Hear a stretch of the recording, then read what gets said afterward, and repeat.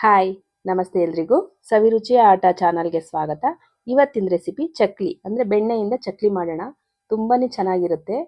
ಬಾಯಿಗಿಟ್ರೆ ಹಂಗೆ ಕರ್ಗೋಗೋ ಥರ ಇರುತ್ತೆ. ತುಂಬಾ ಕ್ರಿಸ್ಪಿಯಾಗಿ ಬಾಯಿಗಿಟ್ರೆ ಹಾಗೆ ಕರ್ಗೋಗೋ ಥರ ತುಂಬಾ ರುಚಿಯಾಗಿರುತ್ತೆ. ಬೇಗ ಕೂಡ ಮಾಡ್ಕೋಬೋದು. 10 ನಿಮಿಷದಲ್ಲೆಲ್ಲ ನಮಗೆ ಚಕ್ಲಿ ರೆಡಿ ಆಗೋಗ್ಬಿಡುತ್ತೆ. ಮನೆಯಲ್ಲಿ 2 ಕಪ್ ಅಕ್ಕಿ ಇಟ್ಟಿದ್ರೆ ಸಾಕು, ಚಕ್ಲಿ ರೆಡಿ ಆಗೋಗ್ಬಿಡುತ್ತೆ. ಬನ್ನಿ ಹೇಗೆ ಮಾಡೋದು ಅಂತ ನೋಡ್ಕೊಳ್ಳೋಣ. ಅದಕ್ಕೂ ಮೊದಲು ಯಾರಾದರೂ ನನ್ನ ಚಾನಲ್ ಸಬ್ಸ್ಕ್ರೈಬ್ ಮಾಡದೆ ನೋಡ್ತಿದ್ರೆ ದಯವಿಟ್ಟು ಸಬ್ಸ್ಕ್ರೈಬ್ ಮಾಡ್ಕೊಂಬಿಡಿ. ಮೊದಲಿಗೆ ನಾನಿಲ್ಲಿ 1 ಕಪ್ ಅಳತೆನಲ್ಲಿ 1 ಕಪ್ಪು ಹುರಿಗಡಲೆ ತೊಗೊಂಡಿದ್ದೀನಿ. ಹುರಿಗಡಲೆ ಇದ್ದರೆ ಸಾಕು 1 ಕಪ್ಪು. ಇವಾಗ ಇದನ್ನು ಚಿಕ್ಕದೊಂದು ಮಿಕ್ಸಿ ಜಾರ್ಗೆ ಹಾಕ್ಕೊಂಡು ನೈಸ್ಗೆ ಪೌಡ್ರ್ ಮಾಡ್ಕೊಂಬಿಡೋಣ. ಎಷ್ಟು ನುಣ್ಣಗಾಗುತ್ತೋ ಅಷ್ಟು ನುಣ್ಣಗೆ ಪೌಡ್ರ್ ಮಾಡ್ಕೊಂಡು ಬಂದಿದ್ದೀನಿ. ಇದನ್ನು ಒಂದು ಜರಡಿನಲ್ಲಿ ಜರಡಿ ಮಾಡ್ಕೊಂಬಿಡೋಣ. ಅಕ್ಕಿ ಹಿಟ್ಟು ಮತ್ತು ರಾಗಿ ಹಿಟ್ಟೆಲ್ಲ ಜರಡಿ ಮಾಡ್ಕೋತೀವಲ್ವ, ಅದೇ ಜರಡಿನಲ್ಲಿ ನಾನು ಕಡಲೆ ಹಿಟ್ಟನ್ನು ಜರಡಿ ಮಾಡ್ಕೊಂಡಿದ್ದೀನಿ. ನೋಡಿ, ಈ ರೀತಿಯಾಗಿ ಜರಡಿ ಮಾಡ್ಕೊಂಡಿದ್ದೀನಿ. ಇದಕ್ಕೆ ನಾನು 3 ಕಪ್ಪಷ್ಟು ಅಕ್ಕಿ ಹಿಟ್ಟನ್ನು ಹಾಕೋತೀನಿ. ನಾವು ರೊಟ್ಟಿಗೆಲ್ಲ ಅಕ್ಕಿ ಹಿಟ್ಟು ಮಾಡಿಸ್ಕೊಂಬಂದಿರ್ತೀವಲ್ವ, ಇದೇ ಅಕ್ಕಿ ಹಿಟ್ಟನ್ನು ನಾನು ಹಾಕೋತಾ ಇದ್ದೀನಿ, ಸೇರಿಸ್ಕೋತಾ ಇದ್ದೀನಿ. 3 ಕಪ್ಪು ಅಕ್ಕಿ ಹಿಟ್ಟು, 1 ಕಪ್ಪು ಹುರಿಗಡಲೆ, ಇದಿಷ್ಟು ಹಾಕ್ಕೊಂಡ್ರೆ ಸಾಕು. ಇದಕ್ಕೆ ನಾನು ಮನೆಯಲ್ಲೇ ಪುಡಿ ಮಾಡಿಸ್ಕೊಂಡಿರೋಂಥ 1.5 ಟೇಬಲ್ ಸ್ಪೂನಷ್ಟು ಅಚ್ಚ ಖಾರದ ಪುಡಿ, 1 ಟೇಬಲ್ ಸ್ಪೂನು ಜೀರಿಗೆ, 1 ಟೇಬಲ್ ಸ್ಪೂನು ಎಳ್ಳು, ಬಿಳಿ ಎಳ್ಳು, ಅರ್ಧ ಟೇಬಲ್ ಸ್ಪೂನು ಅಜ್ವೈನ ಏನಕ್ಕೆ ಹಾಕ್ತೀವಿ ಅಂದರೆ ಜೀರ್ಣ ಶಕ್ತಿ ಚೆನ್ನಾಗಾಗುತ್ತೆ, ಜೀರ್ಣ ಆಗುತ್ತೆ ಅಂತ. ಇದಕ್ಕೆ ನಾನು 4 ಟೇಬಲ್ ಸ್ಪೂನು ಬೆಣ್ಣೆ ತೊಗೊಂಡಿದ್ದೀನಿ. ನಂದಿನಿ ಬೆಣ್ಣೆ ತೊಗೊಂಡು ನಾನು ಅದನ್ನು ಬಿಸಿ ಮಾಡೋಕ್ಕೆ ಇಟ್ಕೊಂಡಿದ್ದೀನಿ. ಬೆಣ್ಣೆನ ನಾವು ಸ್ವಲ್ಪ ಬಿಸಿ ಮಾಡ್ಕೋಬೇಕಾಗುತ್ತೆ. ಅಷ್ಟರಲ್ಲಿ ನಾನು ಈ ಹಿಟ್ಟನ್ನೆಲ್ಲ ಮಿಕ್ಸ್ ಮಾಡ್ಕೊಳ್ಳೋಣ. ನೋಡಿ, ಈ ರೀತಿಯಾಗಿ ಮಿಕ್ಸ್ ಮಾಡ್ಕೊಂಡಾಯ್ತು. ಬೆಣ್ಣೆ ಕೂಡ ಮೆಲ್ಟ್ ಆಗಿದೆ, ಅಂದರೆ ಬಿಸಿ ಆಗಿದೆ, ಮೆಲ್ಟ್ ಆಗಿದೆ. ಇವಾಗ ಇದನ್ನು ನಾನು ಹಾಕ್ಕೊಂಡು ಇದ್ರ ಜೊತೆಗೆ ಉಪ್ಪು ಕೂಡ ಸೇರಿಸ್ಕೊಂಡಿದ್ದೀನಿ. ಉಪ್ಪು ಹಾಕ್ಕೊಂಡು ಚೆನ್ನಾಗಿ ಒಂದ್ಸಲಿ ಮಿಕ್ಸ್ ಮಾಡ್ಕೊಳ್ಳೋಣ. ಕೈ ಬಿಸಿ ಸುಡುತ್ತೆ ಅಂದರೆ ನೀವು ಒಂದು ಸ್ಪೂನಿನ ಸಹಾಯದಿಂದ ಮಿಕ್ಸ್ ಮಾಡ್ಕೋಬೋದು ಮೊದಲು, ಆಮೇಲೆ ಕೈನಲ್ಲಿ ಕಲಿಸ್ಕೋಬೇಕಾಗುತ್ತೆ. ನಾನು ಕೈನಲ್ಲೇ ಬಿಸಿ ಇದ್ರೂ ಕೈನಲ್ಲೇ ಮಾಡ್ಕೊಂಡಿದ್ದೀನಿ, ನನಗೇನು ಅನಿಸಲ್ಲ ಅದು. ನೋಡಿ, ಈ ರೀತಿಯಾಗಿ ಚೆನ್ನಾಗಿ ಮಿಕ್ಸ್ ಮಾಡ್ಕೋಬೇಕು. ಒಂದು ಕಡೆಯಿಂದ ಚೆನ್ನಾಗಿ ಮಿಕ್ಸ್ ಮಾಡಿಕೊಂಡ್ರೆ ಈ ರೀತಿ ಆಗುತ್ತೆ. ಇವಾಗ ನಾವು ಇಡಿನಲ್ಲಿ ಇಟ್ಕೊಂಡ್ರೆ ಇಡಿ ಕಟ್ಟಬೇಕು, ಹಾಗೇನೆ ಅಂದರೆ ಉಂಡೆ ಥರ. ನೋಡಿ, ಈ ರೀತಿಯಾಗಿ ಕಟ್ಟಬೇಕು. ಅಷ್ಟು ಚೆನ್ನಾಗಿ ನಾವು ಮಿಕ್ಸ್ ಮಾಡ್ಕೋಬೇಕಾಗುತ್ತೆ ಬೆಣ್ಣೆನ ಕರಗಿಸಿ ಹಾಕೊಂಡ್ಮೇಲೆ. ಇವಾಗ ನಾನು ಇದಕ್ಕೆ ಬಿಸಿ ನೀರನ್ನು ಸೇರಿಸ್ಕೊಂಡು ಸ್ವಲ್ಪನೇ ಸೇರಿಸ್ಕೊಂಡು ಚೆನ್ನಾಗಿ ಚಪಾತಿ ಹಿಟ್ಟಿನದಕ್ಕೆ ಕಲಿಸ್ಕೋಬೇಕಾಗುತ್ತೆ, ಚೆನ್ನಾಗಿ ನಾದ್ಕೋಬೇಕಾಗುತ್ತೆ. ನೋಡಿ, ಈ ರೀತಿಯಾಗಿ ನೀರನ್ನ ಒಂದೇ ಸಲ ಹಾಕ್ಬಿಟ್ರೆ ನಮಗೆ ಗೊತ್ತಾಗಲ್ಲ, ಅದರಿಂದ ನಮಗೆ ಸ್ವಲ್ಪನೇ ನೀರು ಸೇರಿಸ್ಕೊಂಡು ಕಲಿಸ್ಕೊಳ್ಳೋಣ. ಎಷ್ಟು ನೀರು ಬೇಕಾಗುತ್ತೆ ಅಷ್ಟು. ನೋಡಿ, ಈ ರೀತಿಯಾಗಿ ಚೆನ್ನಾಗಿ ನಾದ್ಕೋಬೇಕು. ಚೆನ್ನಾಗಿ ನಾದ್ಕೊಂಡಿದ್ದೀನಿ.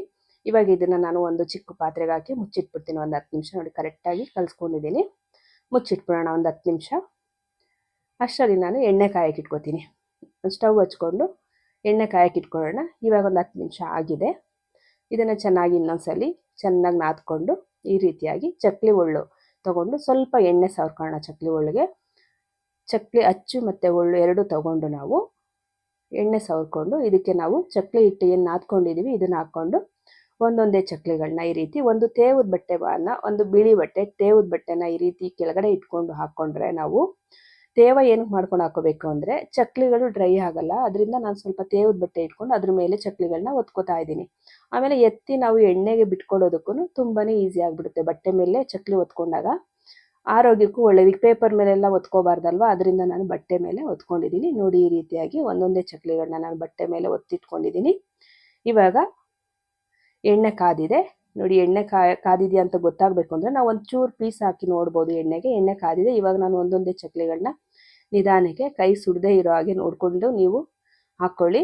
ಕೈ ಸುಡದೆ ಇರೋ ಹಾಗೆ ನೋಡಿಕೊಂಡು ಎಣ್ಣೆಗೆ ಬಿಟ್ಕೋಬೇಕಾಗುತ್ತೆ ಚಕ್ಲಿನ. ಈ ರೀತಿಯಾಗಿ ಒಂದೊಂದೇ ಚಕ್ಲಿಗಳನ್ನ ನಾವು ಬಿಟ್ಕೊಂಡು ಚಕ್ಲಿ ನಾವು ಎಣ್ಣೆಗೆ ಬಿಟ್ಕೊಂಡು ಸ್ವಲ್ಪ ಹೊತ್ತು ಅದನ್ನು ಮುಟ್ಟಕ್ಕೆ ಹೋಗಬಾರ್ದು. ತಕ್ಷಣ ನಾವೇನಾದರೂ ಅದನ್ನು ಮುಟ್ಬಿಟ್ರೆ ಕಟ್ಟಾಗೋಗ್ಬಿಡುತ್ತೆ. ಸ್ವಲ್ಪ ಹೊತ್ತು ಎಣ್ಣೆನಲ್ಲಿ ಅದು ಬೆಂದ ನಂತರ ಗಟ್ಟಿಯಾಗಿರುತ್ತೆ, ಆವಾಗ ನಾವು ಮಡ್ಚಾಕೋಬೇಕಾಗುತ್ತೆ. ತಕ್ಷಣ ಮಡ್ಚಾಕ್ಬಿಡೋಣ ಸೀದೋಗ್ಬಿಡುತ್ತೇನೋ ಅನ್ನೋ ಥರ ಹೋದರೆ ಅದೇನಾಗುತ್ತೆ, ಕಟ್ಟಾಗೋಗ್ಬಿಡುತ್ತೆ.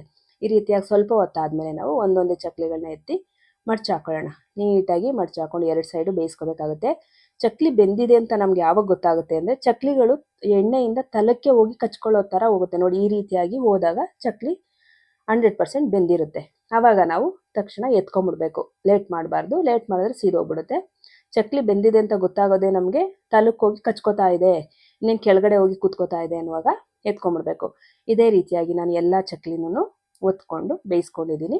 ತುಂಬ ಈಸಿಯಾಗಿ ಮಾಡ್ಕೋಬೋದು. ನಮ್ಗೆ ಇವಾಗ ಚಕ್ಲಿನ ಈ ಥರ ಶೇಪಲ್ಲೇ ಒತ್ಕೊಳ್ಳೋಕ್ಕಾಗಲ್ಲ ಅಂದರೆ ಡೈರೆಕ್ಟಾಗಿ ನೀವು ಎಣ್ಣೆಗೆ ಚಕ್ಲಿ ಒಳ್ಳಿಂದ ಎಣ್ಣೆ ಎಷ್ಟು ಇಡಿಸುತ್ತೋ ಅಷ್ಟನ್ನ ಬಿಟ್ಕೊಂಡು ಮಾಡ್ಕೋಬೋದು. ಕಟ್ಟಾದರೂ ಆಗುತ್ತೆ, ಏನಾಗಲ್ಲ, ಚೆನ್ನಾಗಿರುತ್ತೆ, ತಿನ್ನೋದಕ್ಕಲ್ವ ಮಾಡ್ಕೊಳ್ಳೋದು. ಅದರಿಂದ ನೋಡಿ ಈ ರೀತಿಯಾಗಿ ಚಕ್ಲಿಗಳನ್ನೆಲ್ಲ ರೆಡಿ ಮಾಡ್ಕೊಂಡಿದ್ದೀನಿ. ತುಂಬ ಚೆನ್ನಾಗಾಗಿದೆ, ತುಂಬ ಸಾಫ್ಟ್ ಇದೆ. ಬೆಣ್ಣೆ ಹಾಕಿರೋದ್ರಿಂದ ಬಾಯಿಗಿಟ್ರೆ ಕರ್ಗೋಗುತ್ತೆ, ಅಷ್ಟು ಚೆನ್ನಾಗಿದೆ. ಮತ್ತು ನಾವು ಎಷ್ಟು ದಿವಸ ಇಟ್ರೂ ಅಷ್ಟೇ ಕ್ರಿಸ್ಪಿಯಾಗಿರುತ್ತೆ. ಒಂದು ಪ್ಲಾಸ್ಟಿಕ್ಕು ಅಥವಾ ಗಾಜಿನ ಡಬ್ಬಿಗೆ ಹಾಕಿ ಮುಚ್ಚಿಟ್ಕೊಂಡ್ಬಿಟ್ರೆ ನೀವು 15 ದಿವಸ 20 ದಿವಸ ಇಟ್ಕೊಂಡು ತಿಂದ್ರೂ ಕೂಡ ಅದು ಸ್ಮೆಲ್ಲು ಬರಲ್ಲ, ಎಣ್ಣೆ ಸ್ಮೆಲ್ ಕೂಡ ಬರಲ್ಲ, ಮತ್ತು ಅದು ಮೆತ್ತಗೆ ಕೂಡ ಆಗಿರಲ್ಲ, ಅಷ್ಟು ಚೆನ್ನಾಗಿರುತ್ತೆ. ರೆಸಿಪಿ ಇಷ್ಟ ಆಗಿದ್ರೆ ಸವಿರುಚಿ ಆಟ ಚಾನಲ್ನ ಸಬ್ಸ್ಕ್ರೈಬ್ ಮಾಡ್ಕೊಳ್ಳಿ, ಲೈಕ್ ಮಾಡಿ, ಶೇರ್ ಮಾಡಿ, ಕಮೆಂಟ್ ಮಾಡಿ.